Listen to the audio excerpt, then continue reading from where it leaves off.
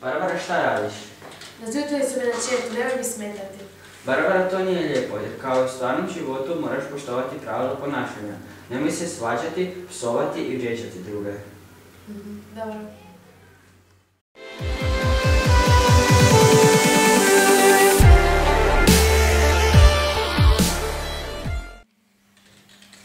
Ja se želim pridružiti Facebook zajednici i družiti se s drugim ljudima. Hej, prije nego što dovršiš uređivanje svojeg profila, provjeri svoje postavke privatnosti. U redu.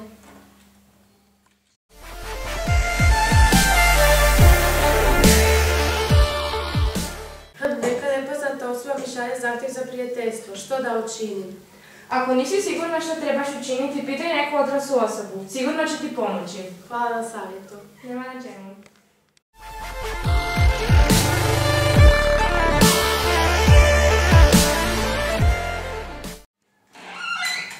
Jučer je bila odlična zabava na rođendanu. Ima puno smiješnih fotografija koje moram objaviti i podijeliti na internetu da ih svi vide.